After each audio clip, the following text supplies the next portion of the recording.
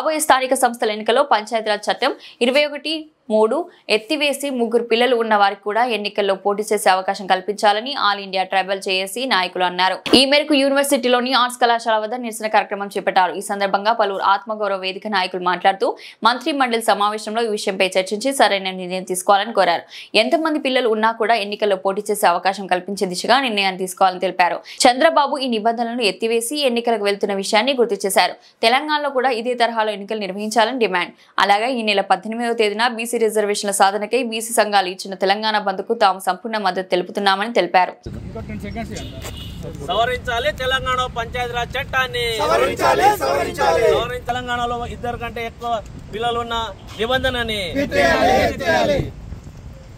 సవరించాలి. పంచాయతీరాజ్ చట్టాన్ని సవరించాలి.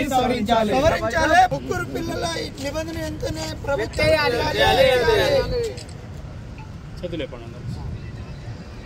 సవరించాలి. తెలంగాణలో పంచాయతీరాజ్ చట్టాన్ని ఇంకా 10 సెకండ్లు కావాలి. సవరించాలి. తెలంగాణ పంచాయతీరాజ్ చట్టాన్ని తెలంగాణలో 2 కంటే ఎక్కువ పిల్లలున్న నిబంధనని సవరించాలి. పంచాయతీరాజ్ చట్టాన్ని సవరించాలి. ముగ్గురు పిల్లల నిబంధన ఎంతనే ప్రభుత్వం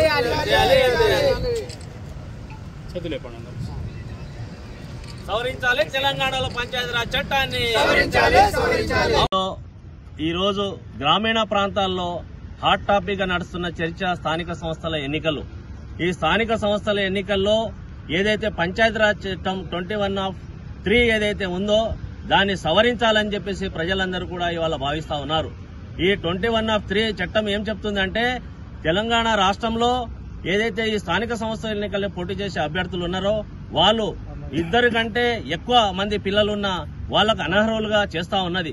తెలంగాణ రాష్ట్రంలో వెంబడే గౌరవ ముఖ్యమంత్రి రేవంత్ రెడ్డి గారు వారి మంత్రిమండలి రేపు జరగబోయే మంత్రిమండలి సమావేశంలో చర్చించి వెంటనే ఈ నిబంధనలు ఎత్తేసి ఎంతమంది పిల్లలున్నా కూడా వాళ్ళకు అందరికీ కూడా ఈ ఎన్నికల్లో పోటీ చేసే అవకాశం కల్పించాలని వాళ్ళ SC, ST, BC, OBC, minority అన్ని సంఘాల విద్యార్థి నాయకుల మందరం కూడా ఇవాళ ప్రభుత్వాన్ని కోరుతా ఉన్నాం.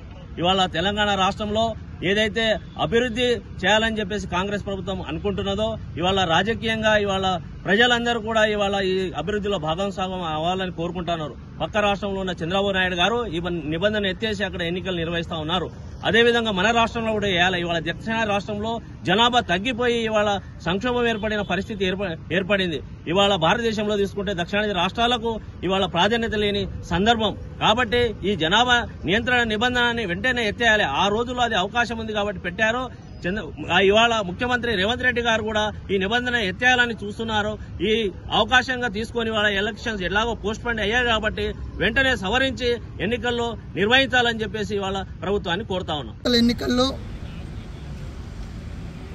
ఏదైతే తెలంగాణ రాష్ట్ర ప్రభుత్వం 2018లో ఏదైతే పంచాయతీరాజ్ చట్టంలో నిబంధన ఇద్దరు పిల్లల నిబంధన ఏదైతే ఉందో అతి త్వరలోనే ఎత్తేసి అందరికీ అవకాశం కల్పించవలసిందిగా రాష్ట్ర ప్రభుత్వానికి విజ్ఞప్తి చేస్తూ ఉన్నాం. రేపు జరగబోయే కేబినెట్ సమావేశంలో దీనిపైన చర్చ జరగాలని మనస్ఫూర్తిగా కాంగ్రెస్ ప్రభుత్వానికి రేవంత్ రెడ్డి గారికి విజ్ఞప్తి చేస్తూ ఉన్నాం. మేము కూడా రిప్రజెంటేషన్ ఇస్తాము. ఈరోజు లంబాడి ఆత్మగౌరవ వేదిక తరపున ఇక్కడ ఉస్మానియా యూనివర్సిటీలో వివిధ కుల సంఘాల నాయకులతో ఎస్సీ, ఎస్టీ, బీసీ, మైనారిటీ అన్ని సంఘాల తరపున మేము రాష్ట్ర ప్రభుత్వాన్ని విజ్ఞప్తి చేస్తూ ఉన్నాం. ఎందుకంటే ఆయా పార్టీలో అందరికీ అవకాశం వస్తుంది, అందరికీ అవకాశం రావాలని మేము విజ్ఞప్తి చేస్తూ ఉన్నాం. రేపు ఏదైతే 42% బీసీ రిజర్వేషన్ కోసం తెలంగాణ రాష్ట్ర ప్రభుత్వం ఏదైతే నిర్ణయం తీసుకుందో దానికి మేము సంపూర్ణ మద్దతు తెలియజేస్తూ ఉన్నాం. రేపు 18న జరగబోయే ఏదైతే బంద్ పాటిస్తూ ఉన్నారో దాంట్లో మేము అందరం అన్ని విద్యార్థి సంఘాలుగా మేము సంపూర్ణ మద్దతు ప్రకటిస్తామని విజ్ఞప్తి చేస్తూ ఉన్నాం.